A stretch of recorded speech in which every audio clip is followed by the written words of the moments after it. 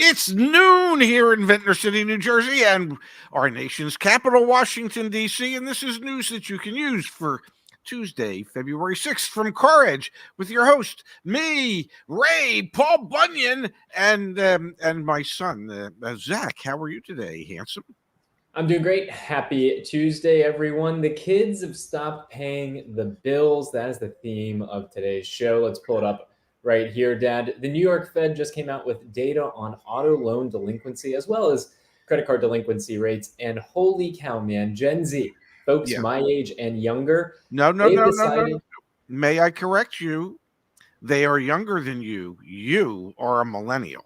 Thank you. The generation just junior to myself, they said, F it, we're done paying for car loans. You look at this data, Dad. Let's pull it up on the screen and let's actually start at the highest level takeaway. So I'll Okay. scroll all the way down. Bear with me, folks. We're going to go to the final conclusion paragraph here, and then we'll look at Gen Z specifically. Conclusion from the New York Fed. With the pandemic policy supports in the rearview mirror, delinquency rates for most credit types have been rising after having reached very low levels during 2021. Concentrating on auto loans, delinquency transition rates have pushed past pre-pandemic levels, and the worsening appears to be broad-based.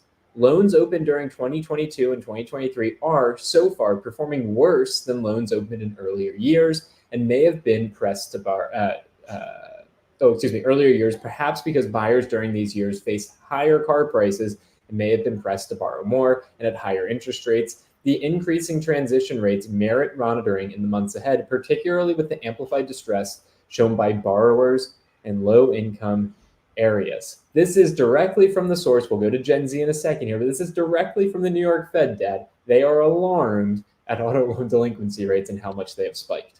Well, if you take into consideration that the age today of Generation Zs are between 12 and 27, those 12-year-olds just are not paying their, no. I'm sorry, I couldn't resist. But it's hard to get 12, 13, 14, 15-year-old kids to really budget properly. And apparently, it's even harder to get those same kids to budget properly when, I don't know, they're actually old enough to enter into a binding legal loan agreement. So, yes, it's concerning. Somewhere along the line, we have failed to properly educate our younger generation as to personal responsibilities, the need to be able to handle debt wisely, and so yes, it appears as if it's a real issue. And then the other thing that I think is underlying in all of that is the fact that auto insurance rates have been going up since these people entered into these loans, and so that makes it even more difficult. Definitely. Hey, is my audio still coming through okay, Pops? I hear you. Was there a problem with it before? There was, but it's A-okay. Dad, let's look at Gen Z. Let's look specifically at Gen Z here. I'm going to scroll back up. There's all sorts of fun and interesting charts here. But I want to look at this one. Delinquency transition rates for baby boomers and millennials are now at pre-pandemic levels. Look at this, Dad. Gen Z. Q2 of 2021, Gen Z had an 8.2% loan delinquency rate. Yes. All right. Has spiked all the way up to 11.86%. So you can see every type of, this cohort has increased in delinquency. Some back to pre-pandemic levels. For example, baby boomers, look at that. They're actually higher than where they were pre-pandemic. But look at Gen Z, man. Almost 3 times as likely to go delinquent on a loan than a baby boomer would. I find that to be fascinating. To me, I'm telling you, to me, that is an indictment on our education system. Okay, where we don't spend enough time in this country educating students as to the importance of credit, how to handle credit, how to build wealth, how to save. It's just an abject failure of our education system. Listen, I realize at a certain point, the younger generation tunes out people that are older than them. Because, I remember when you were 16, 17, 18, 19, 20, you knew everything.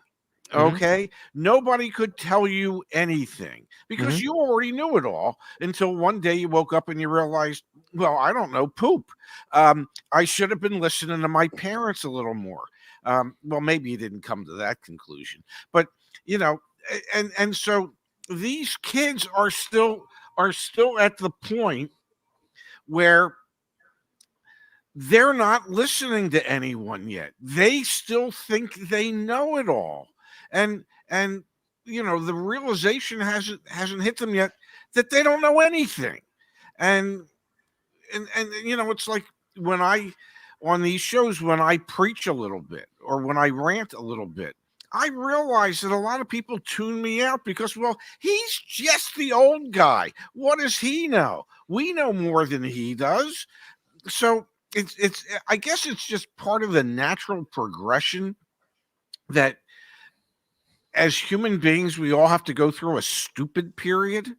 Okay. Oh, I think that's harsh, Dad. I think that's harsh. I think it's unwarranted to paint in that broad of a brush and say that young people as a whole go through a stupid period. I think Rebecca G's comment here is spot on. As a loan underwriter, all generations struggle understanding finances. So I think you're painting with a very broad brush there that I don't necessarily agree with. Generally, I think there's a lot of validity to the idea that younger generations have less life experience, don't understand the ramifications. You asked me when I went to University of Pittsburgh, I didn't understand what money was.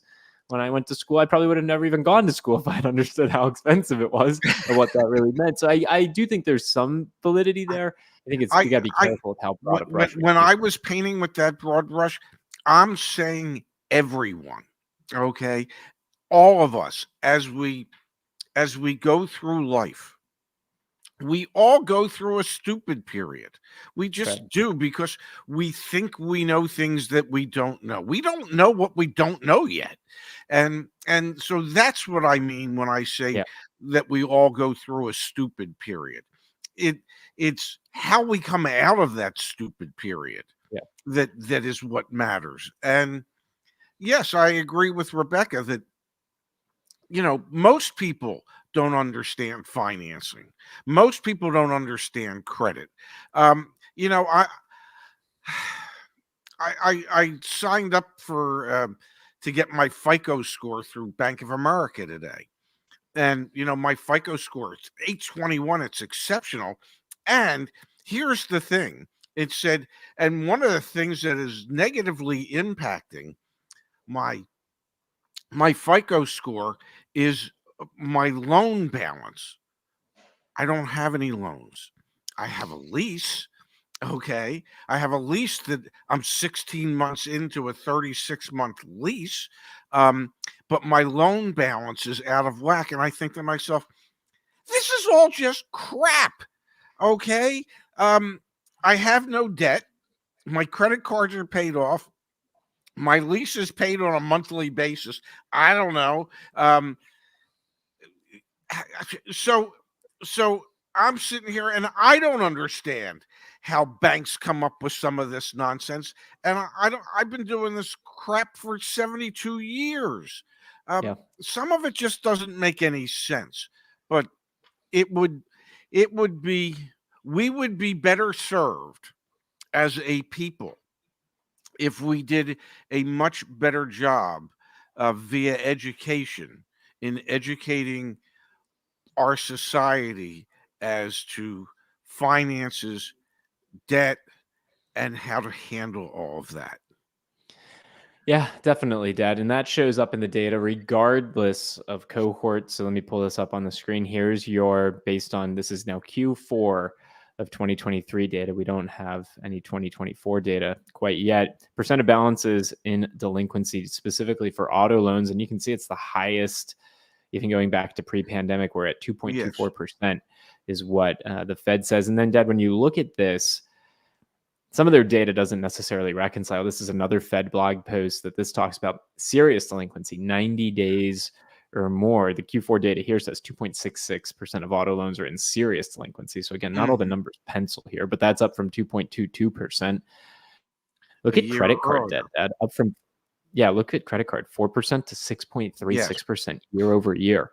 And total total serious delinquencies, more than 90 days past due on a credit obligation, 1% to 1.42%, 1.03% to 1.42%. So this is across the entire there. Yeah, you can single out a cohort, and the Yes. obvious one for us today was Gen Z, because again, this is delinquency rates broken down by generation. It's not even close. And the thing that would scare the hell out of me, looking at that chart, was the amount of credit card delinquency and the dependence on credit cards that many people have just to be able to get by from month to month. And so that I find that the auto debt interesting because that's the sector we're in. But the overall health of how people handle debt, the scariest part to me was how people handle their credit card debt. And Yeah. if we can't get a handle on that, if that's the debt that could drive the country to hell in a handbasket in a hurry. Now, Dad, let me ask you a question. What do you think the highest delinquency rate is for one of the finance companies? So one of the companies that, what do you think the highest delinquency rate is, and which company do you think, or which financial institution do you think has the highest auto loan delinquency rates? This data that I'm about to show you is from Q3 of 2024, or 2023, excuse me. That's the most recent. Which financial institution, what do you think their auto loan delinquency rate is at? Major player. I'm going to say it's Credit Acceptance Corporation. Okay. And I'm going to say the delinquency is 11.25%. All right. So credit acceptance isn't on this. These are more like your full spectrum financial institutions. I think Credit Acceptance Corporation is probably a little higher than 11.2. You want to take one more guess, knowing it's more of a full spectrum lender? We got to guess here. Cap one at 10%, for example. Santander. Okay. What do you think? I'll still go with my 11.25%. So it is Santander. Yay! And it's not 11.2, it's 7.2% auto loan delinquencies that have been delinquent. And if you add in the non-accrual, so those that have not added on, I mean, you get up to over 11%, like you were saying, Dad, auto loan delinquency on 44. That's in millions, 44,884 times millions. What is that? Billion? Is that trillions? I don't know, man. It's a lot. It's a lot of auto loans out there. That's Santander, and then OFG Bank Corporation, and then Capital One up there as well. I mean, these financial institutions, Ally after that, these financial institutions are sitting on a ton of unpaid auto loan balances. And you look at, the default rates, delinquency rates, and then the value of vehicles. It's like a pretty messy mix, is what all this data points to. Well, it does, and it's the youngest generation that we're talking about right now. So, those that actually have access to credit, not the 12, 13, 14, 15, 16-year-old kids, but the older ones, and so yeah, hopefully they wake up, hopefully lenders wake up. Yeah. It's that, Dad, and it's also, I want to be very clear, it's also income levels. There's a huge disparity in delinquency rates broken down by income levels. So the blue line, light blue line here, are your lowest income earners. Your dark blue line are your highest income earners, and this is delinquency rates, is what you're looking at on the screen. I mean, look at that, Dad. Lowest income has a 12.85% delinquency rate. Highest income, highest earners have a 4.58%. Well, and we'll think about it for a second. Generation Z, presently aged 12 to 27. Okay.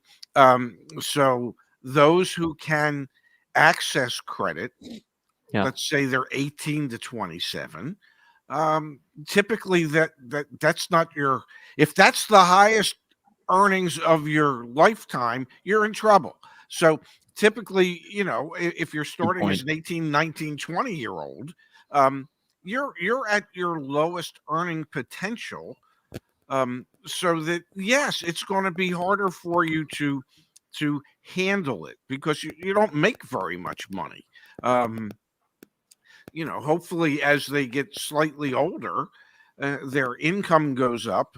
If they could break that down, it would really be interesting data to see, like what it is for the kids that are 18 to 21, and then what Yeah. it is for kids that are like 22 to 27. Yeah. Because you have to think income levels have gone up somewhat, but if that's the pinnacle of your earnings, we're desperately in trouble. That would be interesting to do more deep segmentation like you're describing. All right, let's put you on the spot one more time. Tied to auto loan delinquency would be folks that are out there trying to get approved for an auto loan right now. What do you think the average APR is for a new car and a used car in the good old United States of America at the start of February? Average new car rate, I'm going to guess, is about 9.5. I'm going to say the average used car rate is 14.75. He's pretty spot on, folks. Average used car APR is 14.13%, as you can see right there. Average new car interest rate is 9.67%. This data comes from Cox Automotive and Dealer Track, where they keep track of this. So, we actually saw interest rates increase, or excuse me, go down slightly to begin February, down just a little bit from January, but still you're over 14% for a used car on average and nearly 10% on a new car. Pretty wild stuff what's going on in the financial markets and everything tied to auto.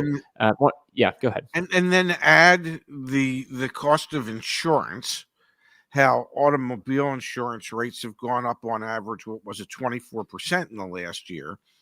And you begin to realize why so many people are having so many issues when it comes to handling all of their debt. Yeah. The cost to repair EVs as they get damaged is astronomical in comparison to internal combustion engine vehicles.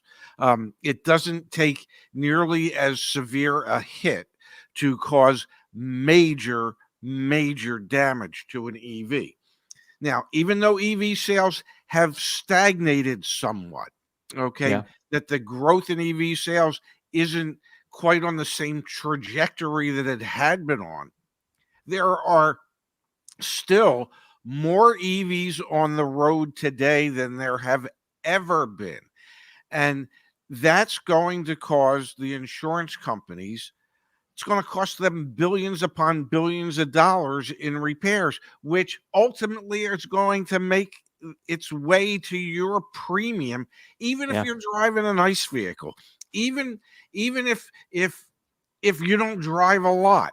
It's just the aggregate cost of repairs continues to go up because of the unprecedented expense of repairing an EV. So I wouldn't be surprised if we see insurance rates go up another 20 to 25% this year as you have more EVs entering the roadways.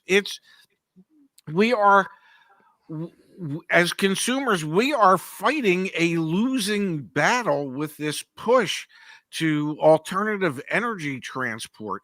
It is transportation. It is just, it's going to kill us.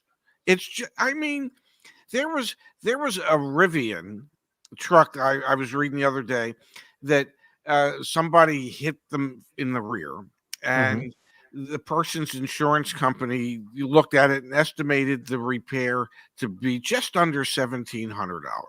Mm-hmm.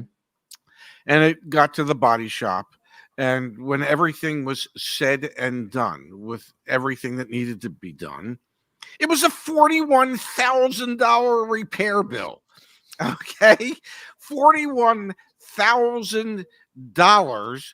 A lot of money, man. Yeah, repair bill for what was initially thought to be a $1,690 repair, and that's because it's just so expensive to repair EVs. It's I will comment though. I imagine, Dad, that prices are going to come down. Like everyone understands, these people that are producing the vehicles. Everyone understands that they're going to have to, reduce the overall expense to make them economical. Like I think that's fairly understood, and we should expect to see that over the next couple of years. Why? Well, I mean, Because of everything you're describing, people can't afford to keep paying 10, 20% more each year on auto insurance. If that's the case, they're going to choose a cheaper vehicle to own. That's why.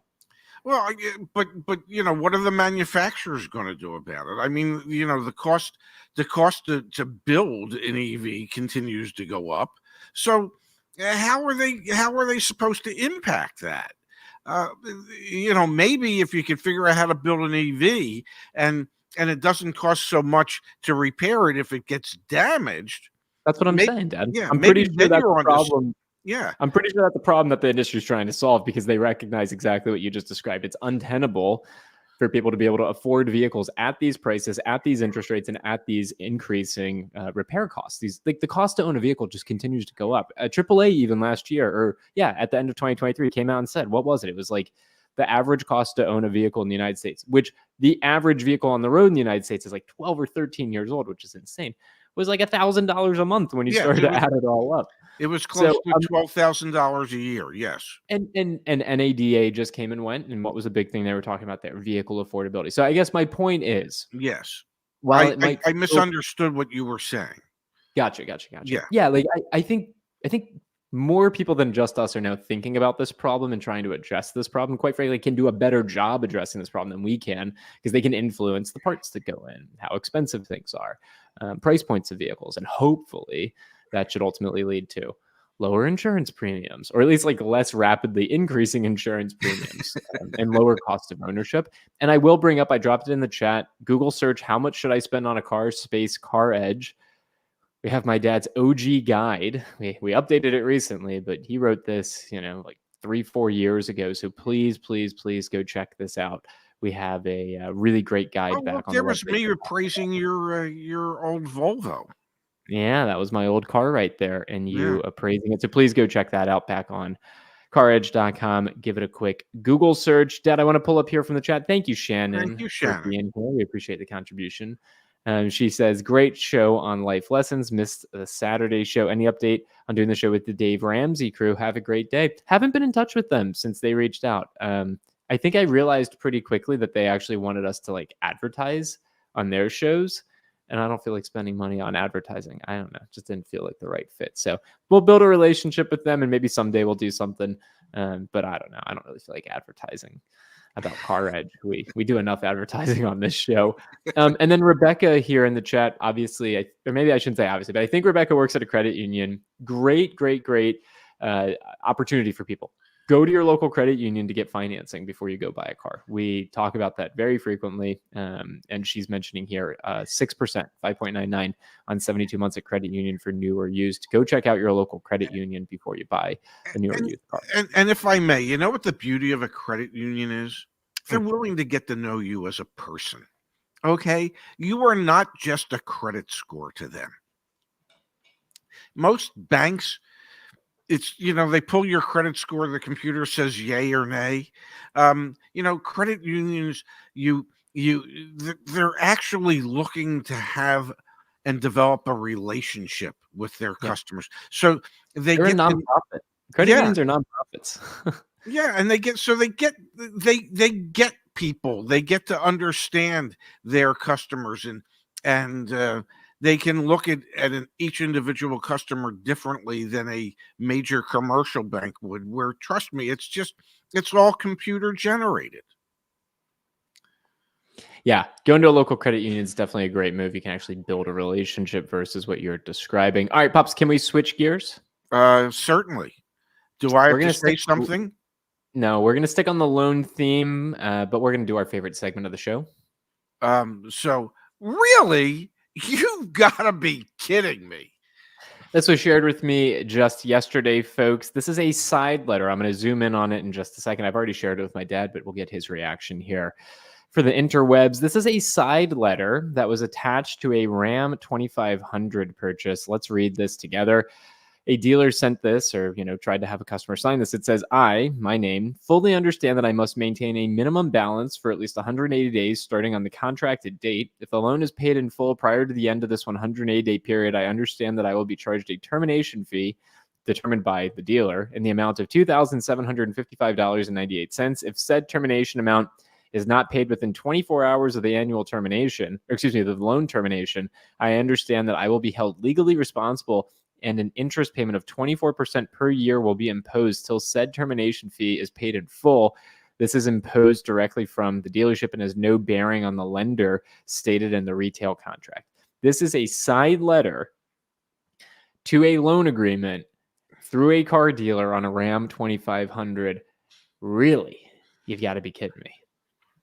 Well, you know what the really you got to be kidding me is? That anybody would sign the damn thing. Just because they push a document in front of you does not mean that you have to sign it. And I see where Justice says it's unenforceable. I don't know that that's the case. If it is a side legal agreement and you sign it, I don't know why you wouldn't have to comply with what it is that you've signed. But I would hope that somebody would be smart enough before they sign it or even entertain signing and saying, hey, can I get a copy of that? Do you mind if I just run that past my attorney real quick before I put my John Hancock on there? I understand that dealers make back end money. And by back end money, they make money by placing loans. They're an indirect lender, so the bank pays them for having placed that loan, and dealerships can make money doing that. And typically, if you pay off a car loan within 90 days, whatever money the dealership made for that indirect loan gets charged back. In other words, the bank claws that money back because, well, the loan didn't stay in effect long enough for the bank to make any extra money for them to give it to the dealership. Mm-hmm. So this dealership's trying to do 180 days, and they're trying to claw back $2,755, which sounds like a hell of a lot of money. If you're paying like an extra $2,700, $5,500 in interest over the first 6 months of a loan, that to me doesn't sound like a loan I would want to be signing. So just be careful out there, folks. If it doesn't seem to make sense to you, then, well, more than likely it doesn't make sense. Yeah. That's some craziness. That's a lot of money for a dealership to charge to have a loan in effect for 180 days. Think about that. If the spread from the buy rate to the sell rate is $2,700, they're marking that thing up like crazy to begin with, and then they're trying to protect it with a side agreement. I mean, that is a run, don't walk type of situation.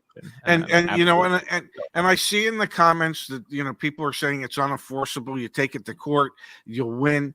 Okay, it's going to cost you more than $2,755.98 to take it to court. So yeah, what do you win? You win the right that you've spent more than $2,755. Like I say, I don't know if it's enforceable or it's not enforceable. I have no idea. It just seems that if they sign it and you sign it and the wording says what the wording says and you've agreed to it by signature, why wouldn't it be enforceable? But we'll run it by our friend Josh Fagan, see what his thoughts are. Let's go here to Justice Cinnamon Bun. Thank you for the contribution.